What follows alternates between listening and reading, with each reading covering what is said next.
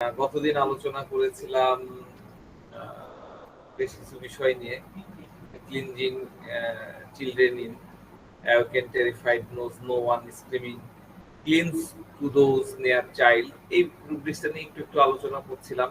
আমরা বলতেছিলাম যে স্টামোনিয়াম কি করে, তার আশেপাশে যাকেই পাইলো তাকেই মাদার বানায় ফেলে, তাই না? তাকে মা বানায় ফেলে, মা বানায় ফেলে বলেই তো মা যা দেয় সন্তানরা কিন্তু চোখ বন্ধ করে সেটাই গ্রহণ করে, তাই না? নেই তুই একটা পেশেন্ট বাদে। তো আমরা স্টামোনিয়ামকে দেখেছি যে সামনের জনকে মা বানায় ফেলছে এবং সে যেটা বলতেছে, সে নার্স হোক, তার মিসেস হোক, কাজের বুয়া হোক, যা বলছে সে কিন্তু ওই মায়ের মতন মনে করে সে খেয়ে ফেলছে। এটা আমরা গতদিন শিখেছিলাম। তো বেশ কিছুদিন আগে এক পেশেন্ট কথা প্রসঙ্গে, মানে তিনি আমার কাছে ওষুধ নেন, ফ্যামিলির ওষুধ নেন, কথা প্রসঙ্গে তিনি আমাকে বলতেছেন যে ডাক্তার সাহেব,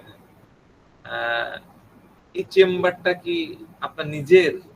এই পজিশন মানে আপনার, আমার তো দুইটা দোকান নেওয়া আর কি। দোকানটাকে আমি করছি কি মাঝখানে ভেঙে ফেলেছি, ভেঙে একটা দরজার মতন করে দিয়ে মানে রুগীদের বসার একটা জায়গা দিয়েছে আর আমার রুগী দেখার একটা জায়গা।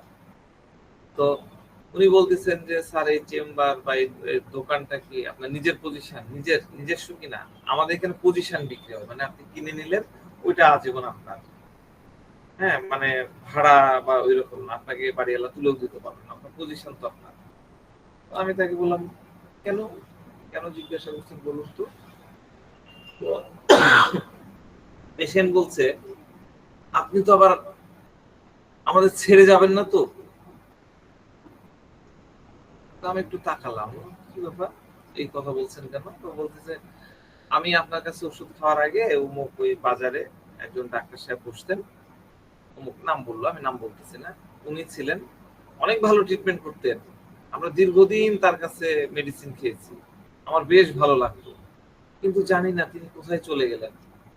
না ওই জায়গায় মানে তার ওই দোকানের জায়গায় স্থান পরিবর্তনের কোনো সাইনবোর্ড, ঠিকানা কোনো কিছু ঝুলাই রেখেছেন বা কেউ কিছু বলতে পারছে, মনে হচ্ছে যে তিনি একদম গায়েব হয়ে গেছেন। স্যার আপনি তো আবার এভাবে চলে যাবেন না তো? মেন্টালিটি বুঝেন, এগুলো কিন্তু ভাইটাল ফোর্সের ভিতরে তার থট প্রসেসটা কি, ভাইটাল ফোর্সের ল্যাঙ্গুয়েজটা কিভাবে সে তার ঠোঁট দিয়ে প্রকাশ করলো, এই বিষয়টা কি? এই বিষয়টা হলো ক্লিনজিং। সে আমাকে ক্লিনজ করে রাখতে চাচ্ছে। আগের ডাক্তারকে সে রেখেছিল কিন্তু ডাক্তারকে আর পাইনি, সে চলে গেছে।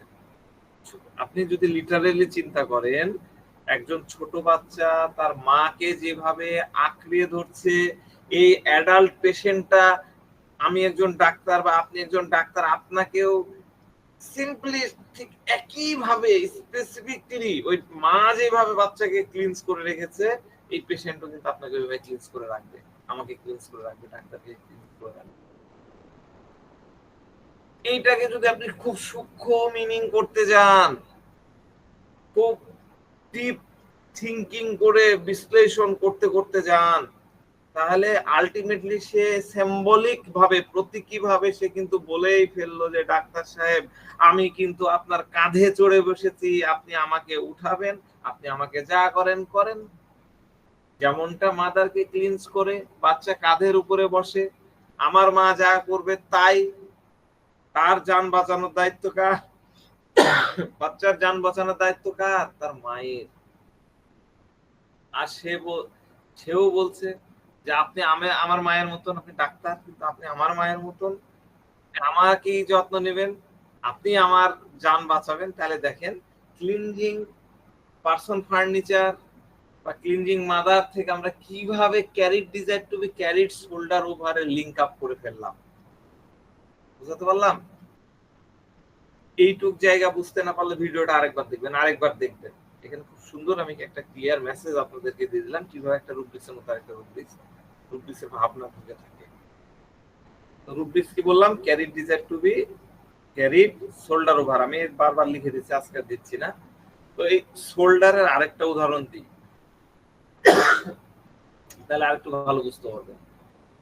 একজন ছোট বাচ্চা, মনে করেন আমার হয়েছিল, আমার নিজের এই ঘটনা ঘটেছিল।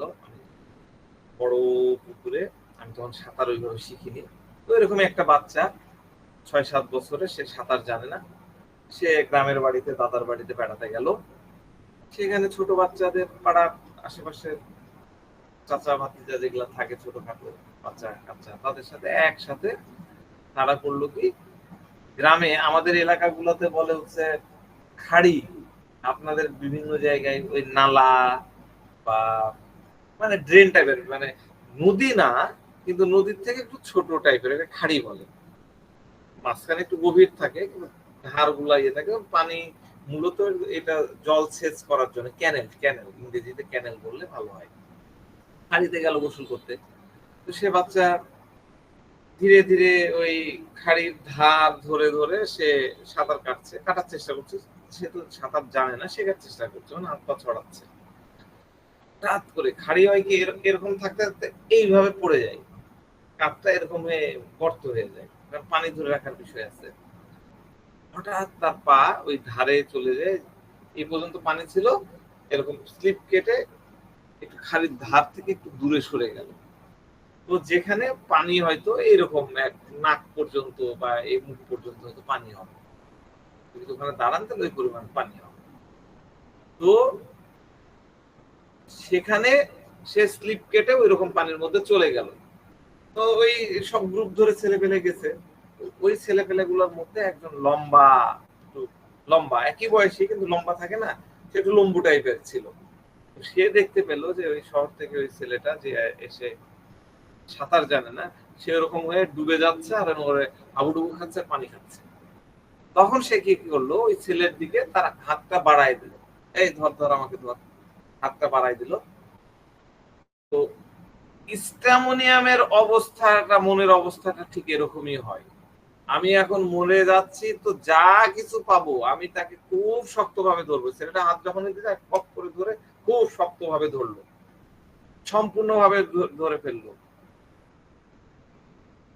তার গলা নাক পর্যন্ত পানি ছিল, পানি 2-3 ঢোক পানিও খাচ্ছে। যেই লম্বু ছেলে হাত দিল, সে হাতটা ধরলো, ধরে হাত ধরে টান দিয়ে এসে ছেলেটা একটু আগায় গেল, তার গলা ধরে ফেললো, এরকম করে গলা ধরে তার ঘাড়ের উপরে, মাথার উপরে উঠে পড়লো। ডুবন্ত মানুষ কিন্তু এই কাজই করে, এরকম করে বডিটা তখন হালকা করে ঘাড়ের উপরে উঠে গেল।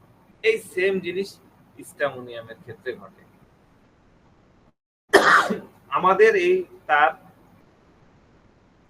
ইমোশন বা এক্সপ্রেশনের তথা প্রত্যেকটা জিনিসের আমাদের কি হয়, আমরা পার্সোনাল লাইফে ধরেন যে আমরা যে এক্সপ্রেশন থাকে, আমাদের যে রিপু থাকে, হ্যাঁ, আমাদের যে ইমোশন থাকে, এগুলো সবকিছু কিন্তু একটা লিমিটের মধ্যে থাকা উচিত। মানে আপনার লাইফে যদি ভয় থাকতে হবে, তো ভয়টা থাকা উচিত একটা লিমিটের মধ্যে। ভালোবাসবেন, ভালোবাসা থাকতে হবে লিমিটের মধ্যে, এক্সল্টেড হওয়া যাবে না, তাই না? তারপরে রাগও থাকতে হবে, রাগ থাকতে হবে লিমিটের মধ্যে। প্রত্যেকটা আবেগ একটা লিমিটের মধ্যে রাখতে হবে। আপনার জেলাসিও থাকতে হবে, নাহলে আপনি কিন্তু সামনে অগ্রসর হবেন না, কিন্তু ওটাও লিমিটে থাকতে হবে। খুশি থাকা, হাসি থাকা, হাসাটাও লিমিট থাকতে, সবকিছুতে লিমিট থাকতে হবে। কিন্তু এটা একটা লিমিট বলতে কিন্তু বোঝা হচ্ছে একটা সীমিত পরিমাণ, একটা গ্রহণযোগ্য পরিমাণ। কিন্তু যখনই সেটা ভারসাম্য হারিয়ে যাবে, তখনই আপনি অনেক বেশি, যখন ভারসাম্য হারায় অনেক বেশি বেড়ে যাবে, তখনই আপনি কিন্তু অসুস্থ হয়ে পড়বেন। স্ট্যামোনিয়াম বলছি, জেলাসির কথাই ধরেন। জেলাসি আমি বললাম যে থাকতে হবে একটা লিমিট পর্যন্ত, কিন্তু আপনি যখন এক্সট্রিম লেভেলে চলে যাবেন, আমরা দেখেছি না, jealousy children between new born getting all attention, আমাদের উদ্দেশ্য আছে না, হায়োসোমাস ইগনেশিয়া মেডিসিন ছিল। তো এই যে এগুলা কখন, এটা যখন লিমিটটা ক্রস করে ফেলে, তখনই সেটা অসুস্থতা হয়ে যায়। তো স্ট্যামোনিয়ামে কি হয়, স্ট্যামোনিয়াম তার ভয়ের লিমিটটাকে ক্রস করে ফেলে, তার ভয় সবচেয়ে বেশি তার উপরে ওভারওয়েলমিং করে, তারপরে ডমিনেট করে, তার উপরে প্রভাবশালী হয়ে ওঠে। ভয় এত বেশি বেড়ে যায় যে তার থট প্রসেসের কাজ করাই বন্ধ করে দেয়।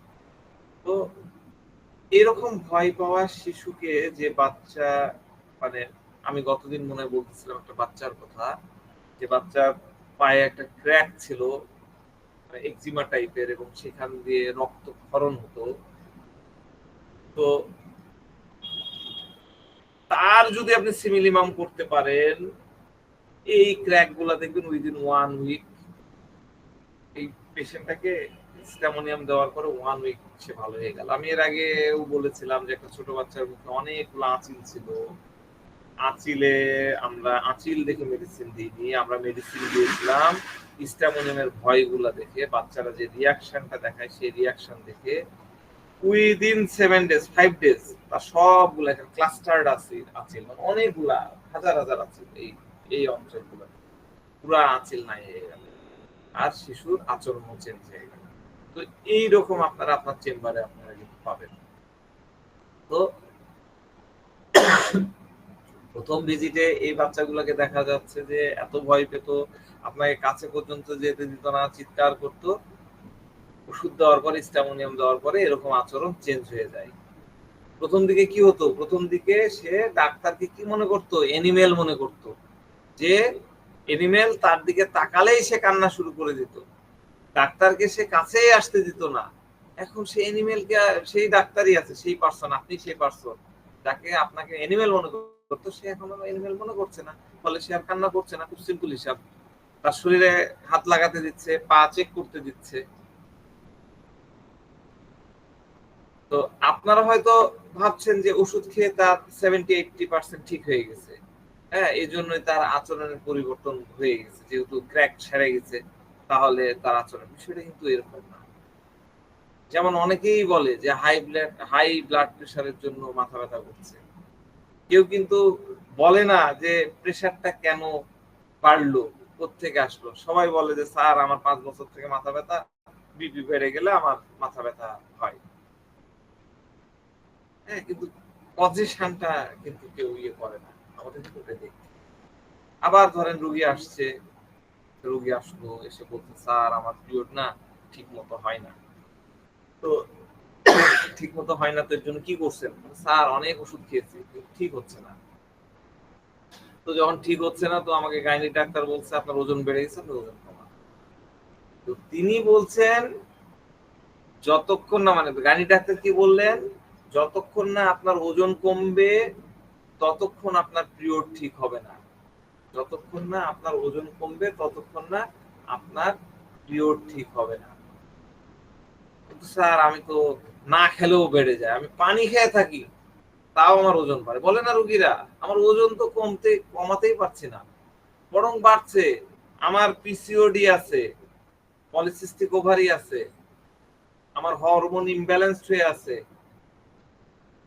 ইস্ট্রোজেন প্রজেস্টেরনের ইমব্যালেন্সড হয়ে আছে। তো হরমোনের কারণে আমার ওজন বাড়ছে। আমি তো তেমন কিছু খাই না, তবুও ওজন বাড়ছে।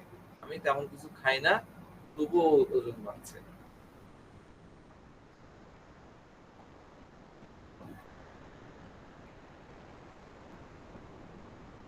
কাকে ইয়ে করবো, একটু অ্যাডমিন বানিয়ে দিতে চাই, কাকে বানাবো বলেন তো? কি হতে চান? জাস্ট অ্যালাউ করবেন। রেগুলার গুলা কেউ নাই। ও, জাকির হোসেন স্যার, জাকির হোসেনকে বানাই দিলাম। আচ্ছা, তো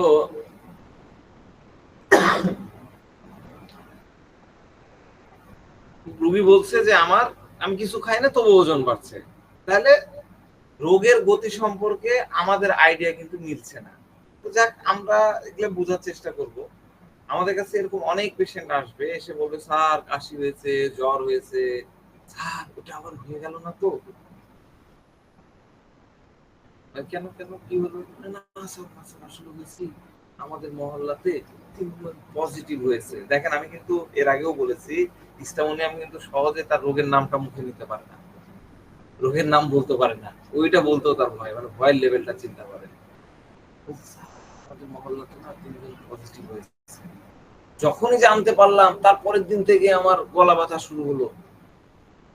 আমি বললাম যে তারা পজিটিভ হয়েছে তো কি হয়েছে?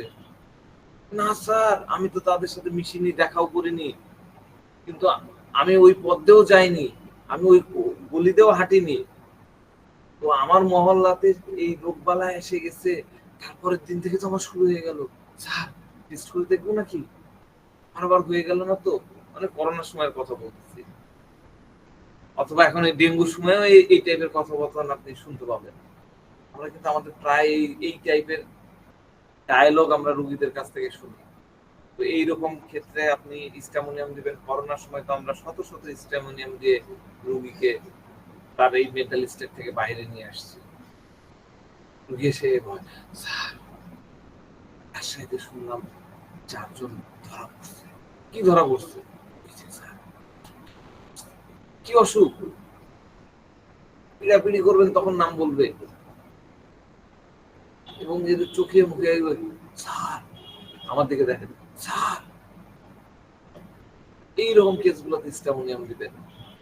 তো যাক, এটার খুব ভালো সায়েন্টিফিক ব্যাখ্যা করা আছে, দেওয়া আছে, ব্যাখ্যা করা যায়। সায়েন্টিফিক ব্যাখ্যা, হোমিওপ্যাথিতে সায়েন্টিফিক ব্যাখ্যা দেওয়া খুব কঠিন, কারণ এটা আউট অফ সায়েন্স, তাই না? ওই ওই লেভেলে আমি একটু রসিকতা করে বললাম, আমরা তো ওইভাবে পেপার পাবলিকেশন পাই না, কিন্তু এটাকে একটু ব্যাখ্যা করা যায়। তো আমাদের হয় কি, এক ধরনের রেসপন্স ট্রিগার করে, রেসপন্স, ফাইট, ফ্লাইট এবং ফ্রিজ। আমি আজকে আমার ক্লাসেও যে বিষয়টা নিয়ে আলোচনা করেছিলাম, ফাইট, ফ্লাইট এবং ফ্রিজ। আমি লিখে দিচ্ছি, ফাইট, ফ্লাইট, ফ্রিজ। এই 3 ধরনের রেসপন্স আমাদের বডিতে অ্যাডভান্স কেমিক্যাল রিঅ্যাকশন চালু করে। এই অ্যাডভান্স রিঅ্যাকশনের ফলে আমাদের ইমিউনিটি কমে যায়, তখন অন্যান্য রোগবালাই, বিভিন্ন ধরনের রোগবালাই শুরু হয়ে যায়। এটাই হলো মেকানিজম, এটা মনে রাখবেন। কি বললাম? Fight, flight, fridge. তো এটা হলে কি হয়, মানসিক চাপ বা বিপদের পরিস্থিতিতে মানুষ বা প্রাণীর যে সহজাত প্রক্রিয়া, এগুলা হলো তাই। এটা হলো শরীরের একটা স্বয়ংক্রিয় এবং আদিম প্রতিরক্ষা ব্যবস্থা, যা শরীরকে সম্ভাব্য বিপদ থেকে রক্ষা করার জন্য প্রস্তুত। এই প্রক্রিয়াটি মস্তিষ্ক এবং স্নায়ুতন্ত্রের মধ্যে সমন্বয়ের মাধ্যমে ঘটে, যেটাকে কি বলে? অ্যামিগডালা। লিখে দিচ্ছি, অ্যামিগডালা। অ্যামিগডালা, যা মস্তিষ্কের একটা অংশ এবং ভয় এবং আবেগ প্রক্রিয়ার জন্য দায়ী। অ্যামিগডালা হচ্ছে ভয় এবং আবেগ প্রক্রিয়ার জন্য দায়ী। এই যে আমরা এত ভয় পাই, আমরা এত আবেগী হয়ে উঠি, আবেগ, কি আবেগ? আবেগে কান্দালাইছি না, সেই আবেগ, সেই আবেগটা হচ্ছে অ্যামিগডালা। অ্যামিগডালা থেকে হয় এবং সেখান থেকে বিপদের সংকেত দেয়। তো আমাদের মস্তিষ্কে হাইপোথ্যালামাস নামে অন্য আরেকটা অংশ আছে। হ্যাঁ, হাইপোথ্যালামাসের এগুলো অনেক মজার বিষয় আছে, এগুলো আমি আলোচনা করব, খুব ইন্টারেস্টিং কিছু বিষয় আছে। তো এই হাইপোথ্যালামাস অংশে এগুলো কি হয়, খুব সক্রিয় হয়ে ওঠে, তখন এটা অটোইমিউন নার্ভাস সিস্টেমকে উদ্দীপ্ত করে, যা শরীরের মধ্যে বিভিন্ন ধরনের পরিবর্তন ঘটায়। এই প্রক্রিয়াগুলো হলো ফাইট। ফাইট মানে কি? ফাইট রেসপন্স হলো যখন শরীর বিপদে মোকাবেলা করার জন্য প্রস্তুত হয়। এই পরিস্থিতিতে আপনার শরীর মনে করে যে আপনি বিপদকে পরাস্ত করতে পারবেন।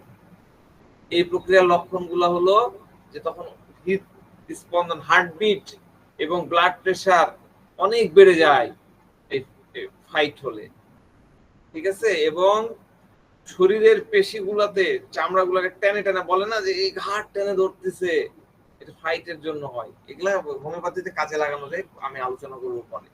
তারপর কি হয়, হঠাৎ করে রাগ বেড়ে যায়, হঠাৎ করে রাগে ফেটে পড়ে এবং প্রতিরোধের জন্য প্রস্তুত হয়ে যায়, প্রোটেস্ট করে।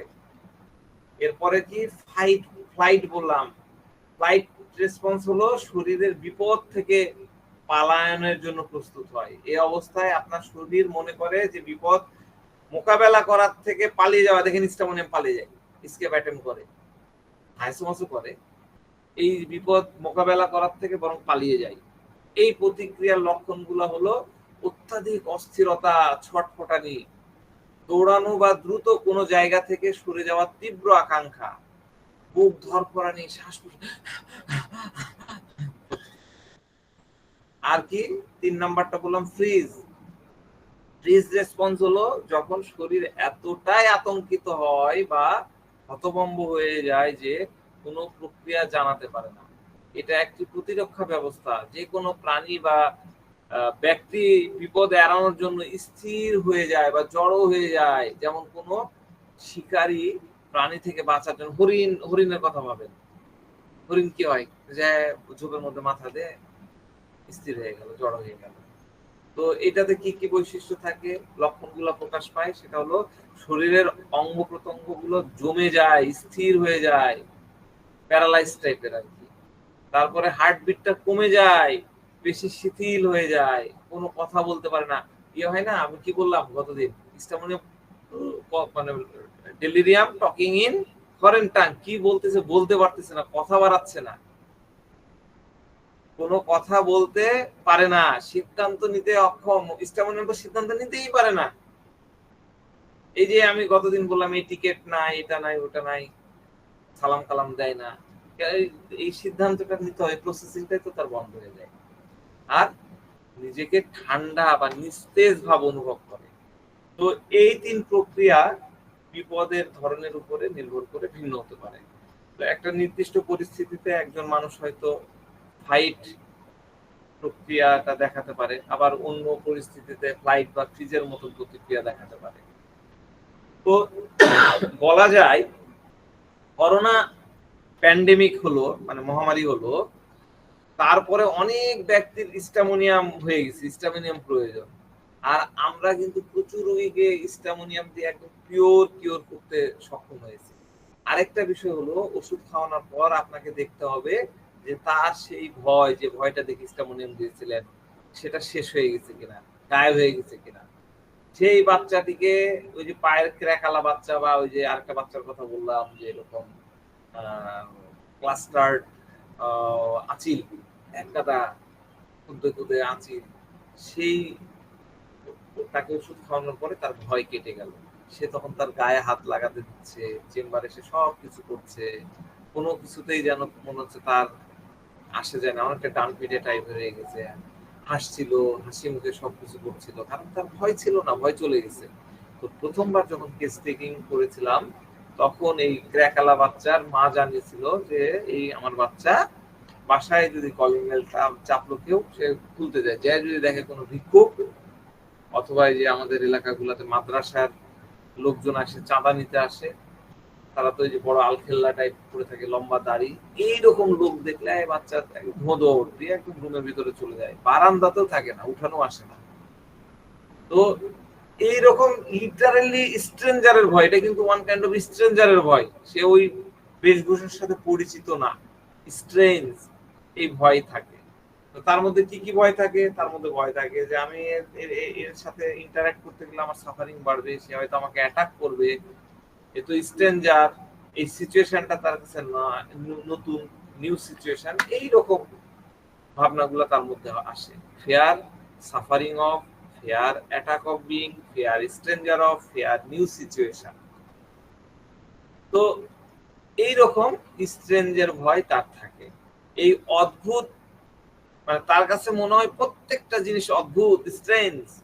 যেমন আমি বললাম স্যার, মানে আমার কাছে একটা পেশেন্ট আসছিল, পেশেন্ট এসে বলতেছে স্যার আমি একটা বিয়ে বাড়িতে খাচ্ছিলাম, খেতে খেতে আমার গলা ব্যথা শুরু হয়ে গেল, এই প্রথমবারই আমার এরকমটা হচ্ছে, প্রথমবার ব্যথাটা এইখান থেকে এই দিকে যাচ্ছে, এই প্রথমবার সে বারবার বলতেছে এই প্রথমবারই আমার এরকমটা হয়েছে।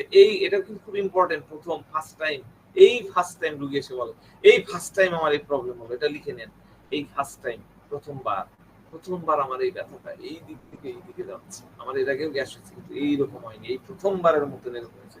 রোগীদের এই প্রথমবার শব্দটা একটা কিন্তু খুব গুরুত্ব বহন করে। এই প্রথমবার মানেই হলো স্ট্রেঞ্জ।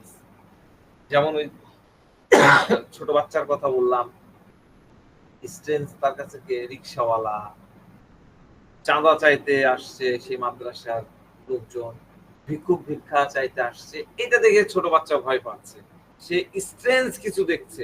এরকম লোক তো সে আগে দেখেনি, আলখেল্লা পড়া লোক তো সে আগে দেখেনি, তার চেহারা আলাদা টাইপের, পোশাক আলাদা টাইপের, মুখে অনেক বড় বড় দাড়ি, নর্মাল ব্যক্তিদের থেকে সে আলাদা, নর্মাল প্যাটার্নের পোশাক আশাক প্যান্ট শার্ট সে পরে নাই, তাহলে বাচ্চার কাছে এই টাইপের লোক হল স্ট্রেঞ্জ।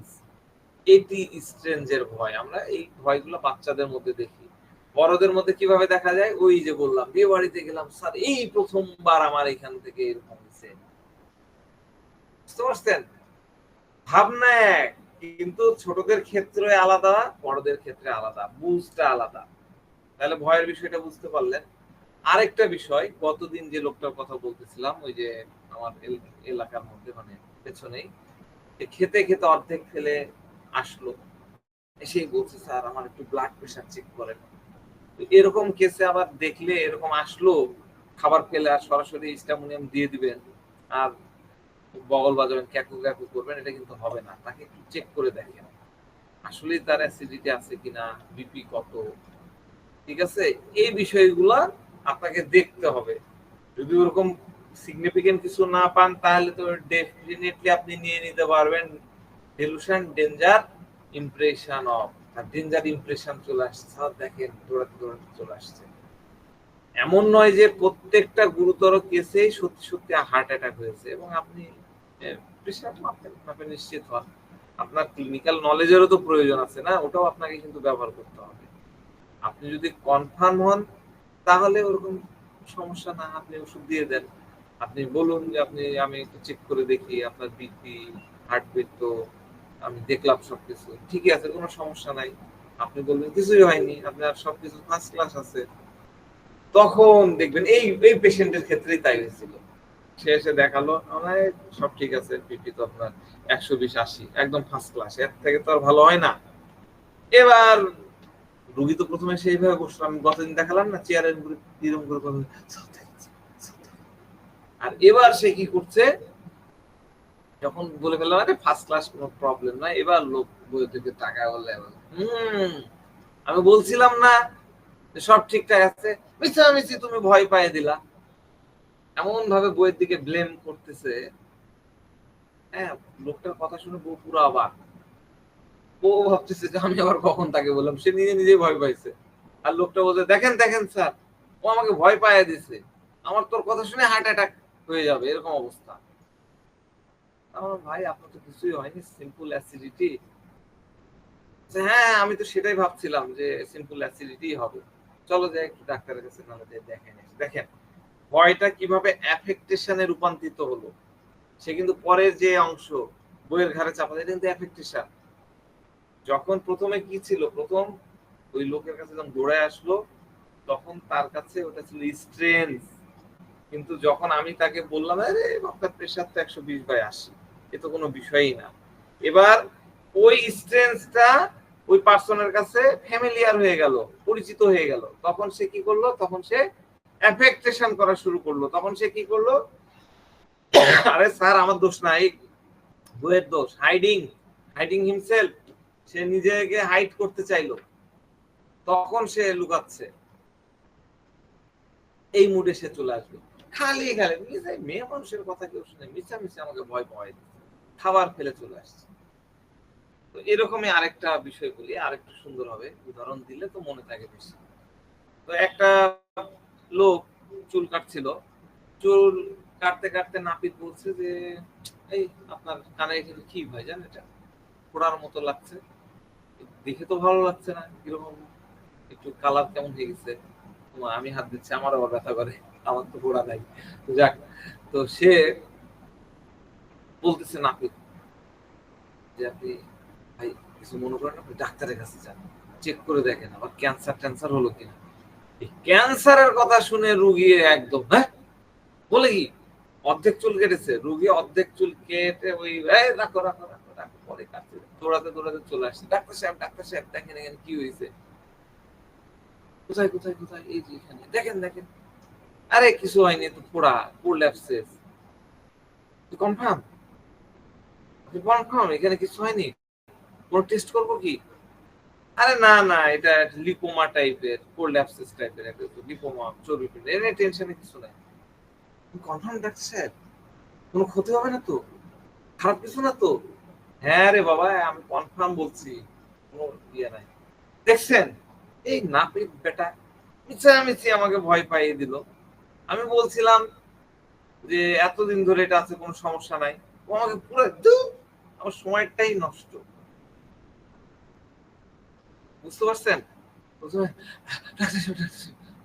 দেখেন বলতেই পারে না কি, দেখেন দেখেন এই যে ওপেনই করতে পারে না, কথাই বলতে পারছে না, বিষয়টা হলো টিমিডিটি, বিষয়টা হলো টিমিডিটি, আমরা টিমিডিটি শুধু লাজুকতাই বুঝি, কিন্তু টিমিডিটি অনেক ফরম্যাট আছে, টিমিডিটি অল্টারনেটিং উইথ ইনডিফারেন্স, এবার যখন বললাম যে এই কিছুই না, এই নাপিত বেটা মিশামিশি আমাকে ভয় পাইয়ে দিয়েছে, কিছুই না, ওই আমাকে ঠেলে পাঠালো, তাহলে হলো এফেক্টেশন আর হাইডিং, শব্দ সুর ঘাড়ে দিয়ে নিজেকে আড়াল করে ফেললো। তো আমাদের অবশ্য আরেকটা রুব্রিক্স আছে, নেকেড ওয়ান টু বি, রুগী আসছে ডাক্তার সাহেব আঙ্গুল দিয়ে ইংলিশ করে, আবার ওই যে বলি লিটারালি অনেক পেশেন্টের সাথে মহিলা পেশেন্ট এখন ব্লাউজ খুলে আপনাকে দেখাচ্ছে, দেখেন দেখেন ডাক্তার সাহেব যে দেখেন, এভাবে কাপড় ছেড়ে দেখাচ্ছে, একটা পেশেন্টের সাথে প্যান্ট খুলে আন্ডারওয়্যার পরা ছিল, প্যান্ট খুলে দাঁড়িয়ে দেখাচ্ছে, কারণ তার কাছে মনে হয় যে তার যে অসুখটা হয়েছে সেটা তাকে মনে হয় গিলে খাবে, অসুখ তাকে একদম গিলে নেবে, অসুখটা হলো এনিমেল, তাহলে রুব্রিক্স হলো ডেলুশন এনিমেলস ডেভোর্ড বাই বিইং, মানে সে ডেভোর্ড হচ্ছে, সেটা ফিজিশিয়ানের দিয়েও হতে পারে, ডিজিজ থেকেও হতে পারে, কোনো একটা জায়গায় অব্লিগেশন আছে, আপত্তি আছে, সেখান থেকে হতে পারে, একটা থ্রেট আসছে, থ্রেটটাও তাকে গিলে খেতে পারে, সে খতম হয়ে যাবে, একদম শেষ হয়ে যাবে, এই জন্যই তার মধ্যে এত ছটফটানি থাকে, তার মধ্যে এক ধরনের ছটফটানি ভাব থাকে, তখন তার মাথা কাজ করে না, সে বুঝতেই পারে না যে এই অ্যানিমেলটাকে তাকে খাবে কি খাবে না, কি করবে, এই কারণে সে নেকেড হয়ে যায়, সে আপনাকে দেখায় ফেলে, সে অনেক ছোটখাটো জিনিসকে এরকম বড় অ্যানিমেল ভেবে এই কাজ করে ফেলে, এবার যখন সে বুঝতে পারে যে এইটা আসলে ওরকম না, সেটা যখন ফ্যামিলিয়ার হয়ে যায় তখন সে অ্যাফেক্টেশন করে শুরু করে, ঠিক আছে, আবার এসে বলবে হ্যাঁ আমি ভয় পাই না, এইরকম গোটা মোটা আমার কিছু হবে না, যখন ভয় চলে যায় এরকম করে বলে, আমি একদম বিন্দাস থাকি, কিছু হবে না, এই পেশেন্টটাই যে পোড়ালা, যখন বলা হলো তখন বলছে এই নাপিত আমাকে ইয়ে করছে, আমার এগুলা নিয়ে কোনো টেনশন নেই, এতদিন থেকে ছিল কিছুই নাই, এই পেশেন্ট হারিয়ে গেল, আর নাই নাই নাই নাই 6 মাস 7 মাস 8 মাস পার হয়ে গেল, এবার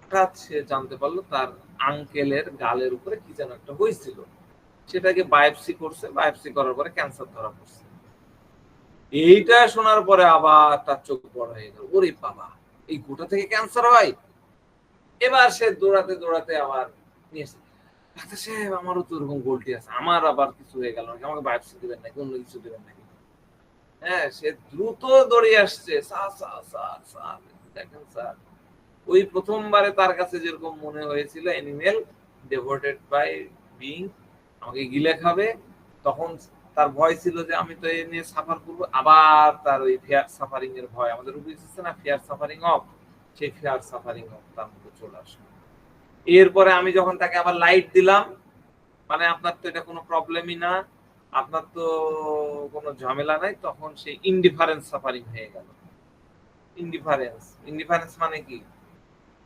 সে ছোটখাটো যেটাকে তার কাছে কোনো ডিফার করে না, তার মনের ভয়টা চলে গেল, সাফারিংও তার থাকতেছে না, ফেয়ারও তার থাকতেছে না, সাফারিং নেই, ইনডিফারেন্স হয়ে গেল। তো এই দুই রুব্রিক্স মিলায়ে মূলত এই টিমিডিটি অল্টারনেটিং উইথ ইনডিফারেন্স এই রুব্রিক্সটা তৈরি হয়। ঠিক আছে, মানে যেমন একজন ছোট বাচ্চা প্রথমে আপনার চেম্বারে আসছে, আমার চেম্বারে আসছে অনেক ভয় নিয়ে, ঠিক আছে, যে ডাক্তার ইনজেকশন দিবে নাকি, কি করবে কি করবে। পরবর্তী ইয়েতে যখন আসলো, ভিজিটে যখন আসলো, তখন দেখা গেল আমরা গ্লোবিউল দিই, মিষ্টি ওষুধ দিই বাচ্চাদের কান্নাকাটি করলে বা কেউ আসলে ছোট বাচ্চাদেরকে, তো সে ফ্যামিলিয়ার হয়ে গেল। এবার দ্বিতীয়বারে এসে বাচ্চাটা অত কান্নাকাটি করতেছে না। তো যাক, আমি একটা ছোট্ট কেস বলি, উদাহরণ বলি। আমার কাছে একটা ফ্যামিলির বাচ্চা আসতো, এখানে হাজবেন্ড স্কুলের টিচার আর মহিলা একটা কলেজের টিচার, মা। তো তাদের 3টা বাচ্চা। তো এদের মধ্যে একটা বাচ্চা হচ্ছে আপনার স্টামোনিয়া। তো তার আসলে কখনো ওষুধ নেওয়ার প্রয়োজনই হয়নি, মানে সে ওরকম অসুস্থ হতোই না, অন্য 2 বাচ্চা হতো। তো তার মা যখনই যার কারো অসুখ হতো তখন 3টাকে একসাথে নিয়ে আসতো। তো যখন দেখা যাচ্ছে যে তার অন্য কোনো ভাই বোনের কোনো সমস্যা আছে, ডাক্তার আমরা চেক করতেছি, ইয়ে করতে, ও কোনো ইয়ে নাই, চেয়ারে বসে এখন বিন্দাস ফুর্তিতে আছে, এটা করছে ওটা করছে, টেবিলে এটা নাড়তেছে ওটা নাড়তেছে, এই টেবিলে এরকম করে বাড়ি টাড়ি দিচ্ছে, মানে সে তার ফুর্তিতে আছে। হ্যাঁ, ওই মানে সোশ্যাল লঙ্গিং, সোশ্যাল যে বিষয়গুলো আছে সেই ইয়ে নিয়ে সে এরকম আছে, বিন্দাস, এটা করতেছে ওটা করতেছে, সবকিছু ফার্স্ট ক্লাস। তো তাকে যদি একটু জোরে করে বলা হতো, এই কি খবর, কি হয়েছে তোমার, একটু জোরে বললেই সে আমার না ইন্ডিকেট করে দেখাতো, স্কেপ আইটেমে, ওই যে বড়টাকে দেখেন না ওইটাকে দেখেন, আমার ভাই বোনকে দেখাই দিত। তার কোনো সে টেনশন নাই, তার অসুস্থতাও নাই। হ্যাঁ, তো একবার সে কোন একটা অসুখ নিয়ে আসলো, তো এই এসে একদম জোর বসে হাতের কাছে মুচু করে, মানে কোলের একদম চোরের মতন হাত দুটায় বসে আছে, ভয় একটু এদিকে ওদিকে তাকাচ্ছে। হ্যাঁ, তো তাকে এবার বললাম, এই কি খবর, কি হয়েছে, তখন তার আর মুখে আওয়াজ নাই, আর হাত দিয়ে এরকম করে দেখাচ্ছে না, একদম ভীত ভাবে মাথা তাকায় আছে। ঠিক আছে, এবার সে কিন্তু ভয় পাচ্ছে। তো তাকে ওষুধ দিয়ে বাড়ি পাঠিয়ে দেওয়া হলো। ওষুধ খাওয়ার পরে সে ঠিকঠাক, পরের বারে আবার ফলোআপে আসছে। হ্যাঁ, এসে খুব সুন্দর এবার টেবিলে এই না পা দিয়ে এই ইয়াতে লাথি মারে, টেবিলে আমাদের এখানে ঘেরা আছে, টক টক করে ইয়ে করতেছে, কলম দিয়ে আগের মতন অ্যাক্টিভিটিস তার মধ্যে চালু হয়ে গেছে। কেন গল্পটা বললাম, ডিজিজ স্টেটের মানুষটাকে বোঝানোর জন্য, বুঝতে পারছেন? এবার তাকে যখন আবার জিজ্ঞাসা করা হচ্ছে যে এই কি খবর তোমার, এবার সে ইন্ডিফারেন্ট, কোনো সমস্যা নেই, ওইদিকে দেখেন, আবার আগের মতো। তো এটাই হলো টিমিডিটি অল্টারনেটিং উইথ ইনডিফারেন্স। ঠিক আছে, ইনডিফারেন্স। কিন্তু এবার আমি তাকে টেস্ট করার জন্য ইনডিফারেন্সটাকে একটু হটাবো, এই কারণে আমি কি করলাম, তাকে চেক করার জন্য হাতের মধ্যে একটা কলম, চিকন টাইপের একটা কলম নিয়ে তার দিকে যেই গেলাম, এবার সে ভয় পেয়ে গেল। এবার সে ইয়ে হয়ে, কারণ ওই অসুস্থতার পরের ভয় একটু তার মধ্যে থেকে গেছে, সে কিন্তু আবার টিমিডিটির মধ্যে চলে আসলো, ফিয়ারের মধ্যে চলে আসলো। ঠিক আছে, টিমিডিটি হলো যে এখনই গিলে খাবে, ডেভোটেড বাই বিং এনিমেল, ডাক্তারটা এনিমেল, এটা নিয়ে সে কিছুটা আতঙ্কিত। কিন্তু যখনই দেখলো যে ডাক্তার আমাকে গিললো না, আমাকে না গিলেই চলে গেল, এই ডাক্তার গিলতে পারে না, এই এনিমেল না, এবার সে ইনডিফারেন্স হয়ে পড়লো। বুঝতে পারছেন? তো আপনারা অনেক ছোট বাচ্চা দেখবেন যারা চেম্বারে ঢোকার আগে খুবই লাফালাফির, বাচ্চারা তো এরকম এরকম এরকম এরকম করে হেঁটে হেঁটে আসে, আমি তো অনেক দেখছি, একদম ফুরফুরে মেজাজে ছিল, কিন্তু চেম্বারে ঢোকা মাত্রায় শুরু করে দিল, হ্যাঁ পু, shrieking, screaming, shout, fight, fear with. Shrieking, screaming, fight, fear with. Seeking children in, clinging person to furniture, এগুলো তো পরে আসে। তো এই যে shrieking, shout with fear, চিৎকার তো করবে, সাথে সাথে ক্লিনজিং পার্সন টু ফার্নিচার, এই বিষয়গুলো আমরা কিন্তু দেখি স্টামিনিয়াম বাচ্চার ক্ষেত্রে যখন ঢোকে। তো একটু আগে যেটা বললাম যে বাচ্চাটা সেকেন্ড ভিজিটে এসে ফ্যামিলিয়ার হলো, হয়ে ইনডিফারেন্স হয়ে গেল, সবসময় কিন্তু এরকম ভাবে তা না। এখন মনে করেন এরকম বাচ্চা যে আপনার কাছে আসলো, যার অনেক কষ্ট, মনে করেন যে তার অনেক বমি হচ্ছে, বা দেখা যাচ্ছে যে তার অনেক কনস্টিপেশন, দিনের পর দিন, এরকম অনেক কেস আছে না, 7 দিন 10 দিন 15 দিন ধরে পায়খানা হয় না, সাপোজিটারি দিয়ে দিয়ে পায়খানা করাতে হয়, হ্যাঁ, এবং অনেক কান্নাকাটি করে, হ্যাঁ, আপনি স্টামোনিয়াম দিলেন, একটা দুইটা ডোজ দিয়ে দিবেন, চেম্বারে দিলেন, দিয়ে দেখবেন যে 20-25 মিনিট যদি বসায় রাখেন, যদি আবার তাকে ডাকেন, দেখবেন যে চিৎকার কান্নাতে চেঁচামেচি বন্ধ হয়ে গেছে, তার ভয় শেষ হয়ে গেছে।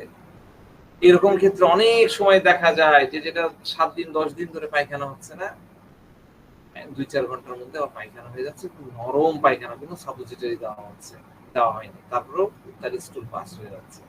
এটাই সায়েন্স, এটাই হোমিওপ্যাথি সায়েন্স। এই সায়েন্সে কি হয়, ওই যে যেটুকু আগে বললাম, হয় তার সিম্প্যাথেটিক রেসপন্সকে অ্যাক্টিভ করে রেখেছিল, এই সিম্প্যাথেটিক রেসপন্স অ্যাক্টিভ হওয়ার কারণে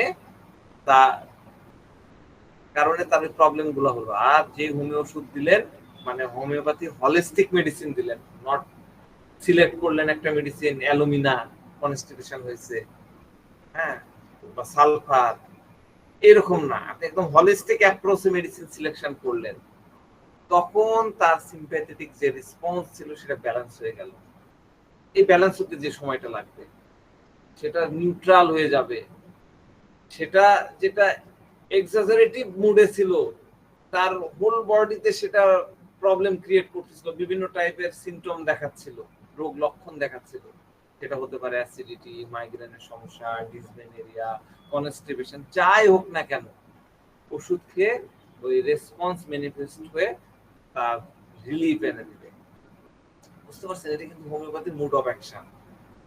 একটু কঠিন মনে হবে, কিন্তু সময় গেলে দেখবেন এই জিনিসগুলো আপনার মনের মধ্যে ঢুকে গেছে। তো লাইট এদের মধ্যে কিন্তু থাকে। লাইট মানে কি? লাইট মানে ওই যে রুগী এসে বলে যে আমাকে দাও, আমাকে বলে দাও এই জিনিসটা কি, এটা তেমন কিছু না, ডাক্তার সাহেব আপনি বলেন যে এটা বড় কিছু না।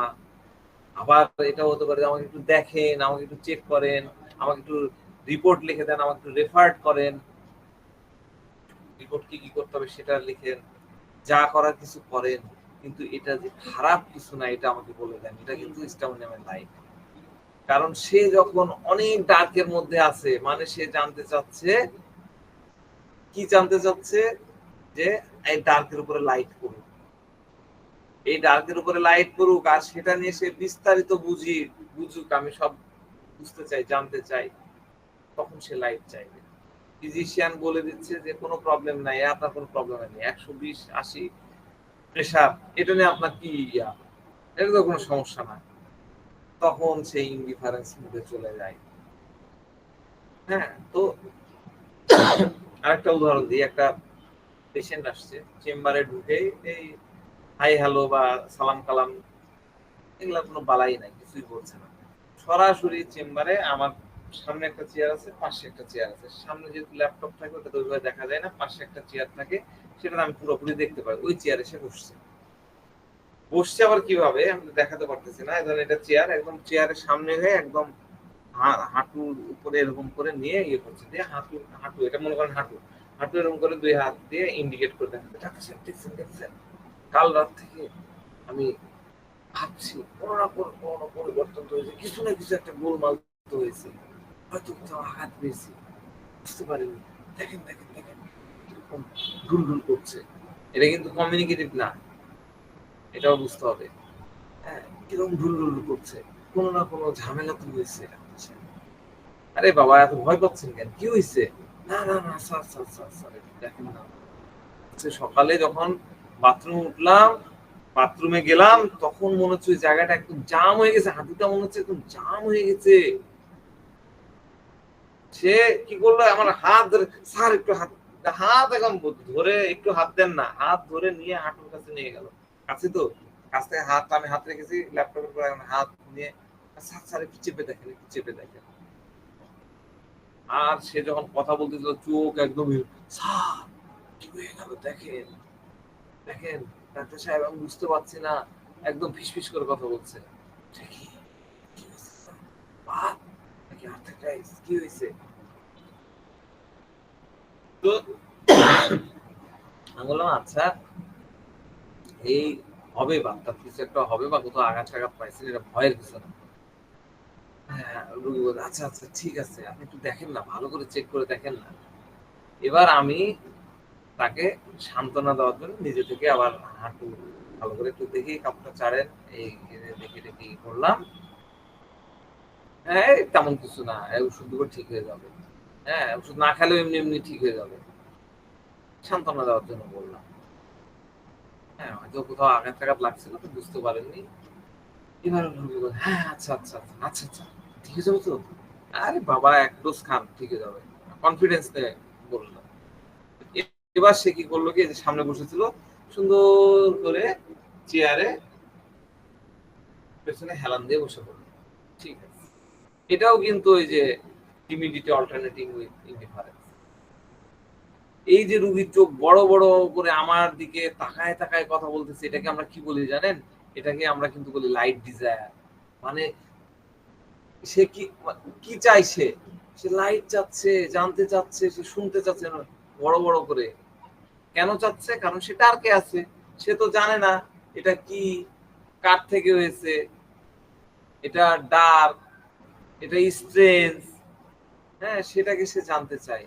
এই জানাটাই তার জন্য, এবং সে এটা তার ডিজায়ার, সুতরাং সে এইভাবে বড় বড় করে দেখছে। এটার আরেকটা রূপ হলো ছোট ছোট অসুস্থতার জন্য বড় বড় করে তাকানো, এটা আরেকটা রূপ আছে। এটা হলো ছোটখাটো কোনো অসুখ বিসুখ হয়েছে, রুগী একদম এক্স রে আলট্রাসোনো কাশি টাশি হচ্ছে, একদম চেস্ট এক্স রে একদম করে নিয়ে আপনার কাছে চলে আসছে, স্যার দেখেন তো স্যার খারাপ কিছু হয়নি তো, ওই যে স্ট্রেঞ্জ কিছু হয়নি তো। তার স্ট্রেঞ্জের ভয় মনের মধ্যে তার কাজ করে যে আমার দাদিরও এরকম ছিল, এরকম কাশি হতো, পেটের মধ্যে ভার ভার ছিল, দাদির এরকম অল্প অল্প ব্যথা ছিল, 5-7 মাস পরে দেখা গেল যে ওইটা দাদি তো গুরুত্ব দেয়নি, যখন টেস্ট করা হলো তখন মনে হলো যে ওটা ক্যান্সার হয়ে গেছে, ভিতরে ভিতরে ক্যান্সার হয়ে গেছে। এইরকম ফিল তার হওয়া শুরু হলো। কিন্তু লাইভ লাইট সে দেখতে পাচ্ছে না, সবই করেছে কিন্তু সে বুঝে না। তো তার ডিজায়ার হলো লাইট দেখতে, এই কারণে সে আসার সময় সব করে নিয়ে আসছে। ডাক্তার দিবে টাইম নষ্ট করা যাবে না, আমি নিজে সব কতগুলা টেস্ট আছে সব করে। কিন্তু এই ব্যক্তি হলো পোর, যে ব্যক্তি আপনার সামনে ঝুঁকে বসেছে, ওর মানুষ কি করে সামনের দিকে এগিয়ে আসে, তাই না? তো আপনি যদি তাকে বলেন যে এটা করতে হবে, ওটা করতে হবে, ইয়োগা করতে হবে, আপনার এরকম চিরতার পানি খাইতে হবে, তোমাকে এমন এমন কঠিন কঠিন জিনিস বললেন যেটা করা অতটা সোজা না, যাই বলেন, আপনি ভুল কিছু বলেন তাও সে সেটা করবে। এই টাইপের ভয় কিন্তু লাইকোপোডিয়ামের মধ্যেও থাকে, এই টাইপের অ্যাটিটিউড। কিন্তু লাইকোপোডিয়াম হলো বুদ্ধিওয়ালা লোক, স্ট্যামোনিয়াম হলো নির্বুদ্ধির লোক। লাইকোপোডিয়াম সব সময় চাইবে আপনার উপরে ভালো ইমপ্রেশন বজায় রাখতে, এই জন্য সে ব্যথাকে লুকাতে চাইবে, এবং সে এই উদ্বেগ তার মধ্যে কিন্তু টানতেছে। হ্যাঁ লাইকোর দরকার কি পাওয়ার, লাইকো কি করে, লাইকো তার বউ, তার আইপিআর, তার বাসার অন্য সব লোকজনকে পেরেশান করে ফেলে, কিন্তু স্ট্যামোনিয়ামের এত সাহস নাই। সে কি করে, স্ট্যামোনিয়ামের দরকার কি লাইট, সোসাইটি, তাই না, লঙ্গিং সোসাইটি, আমরা তো রুব্রিক্স দেখেছি। এই জন্য সে বাড়িতে হাসাহাসি করে, এটা করে ওটা করে, কিন্তু লোড নিবে না। তো আমাদের কাছে একটা দম্পতি আসছিল, মহিলা আসছিল তার হাজবেন্ডের জন্য, যদিও মানে সে আসছিল হাজবেন্ডের জন্য, কিন্তু তার মধ্যে অ্যাসিডিটির সমস্যা ছিল। তো সে অ্যালোপ্যাথি ওষুধ খেয়েছে, তারপরেও আরাম পায়নি, দীর্ঘদিন খেয়ে আরাম পায়নি। এবার সে বুঝতে পারলো যে সময় পার হয়ে যাচ্ছে 15 দিন 20 দিন, ওষুধ খাচ্ছে কিন্তু ঠিক হচ্ছে না। এবার তার মধ্যে কাজ হচ্ছে যে ঠিক হচ্ছে না কেন, এটা কি হলো, হ্যাঁ কিছু আছে কি, আর আরো কিছু হতে পারে কি। এই জন্য সে নিজেই জোর করে ওই ডাক্তারের কাছে, যার কাছে ওষুধ খাইছিল, তাকে বলে আল্ট্রাসাউন্ড লিখে দেন, জোর করে লিখে নিয়েছে, সিটি স্ক্যান লিখে নিয়েছে, আবার নিজে নিজে চেস্ট এক্সরেও করেছে, সিটি স্ক্যান করার পর তো দরকার নাই, কিন্তু তারপর সে করেছে।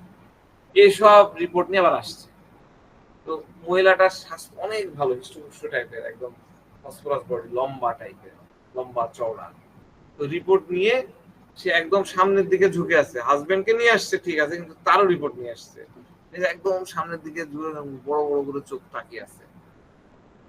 সে এমন ভাবে রিপোর্ট গুলো দেখাচ্ছে, মনে হচ্ছে যে সে রিপোর্ট ব্যাগের মধ্যে আছে, একদম ব্যাগটাকে পুরো ক্লিনস করে রাখছে, ছোট বাচ্চা যেভাবে মাকে একদম আঁকড়ে ধরে থাকে, একদম ওরকম। তো অন্য কিছু ক্লিনস করার ছিল না বলেই সে কিন্তু ব্যাগটাকে ক্লিনস করেছে, আর সে ওইভাবেই বসেছিল। ডাক্তার কি বলছে তাকায় আছে, তাকায় মূলত একটা মুহূর্ত সে নষ্ট করতে চায় না, ডাক্তার কি বলতেছে সেটা শোনার জন্য। লাইট, তার লাইটের দরকার, তাকাচ্ছে তো লাইট। ডাক্তার যখন তাকে বললো, তাকে যখন বললাম যে সামান্য অ্যাসিডিটি অল্প কিছুদিনের মধ্যে ঠিক হয়ে যাবে, তখন সে স্বস্তি বোধ করছে, একটু স্বস্তি পায়, রিল্যাক্স হয়ে যায়, তখন এই সামনে ঝোঁকাটা পিছনের দিকে চলে যায়। ঠিক আছে। তো আমার একটা বন্ধুর গল্প বলি, সে ঢাকায় থাকে, তার কোমরে অনেক ব্যথা, কোমরের এই সাইডটা, নিতম্বের এই অংশগুলা।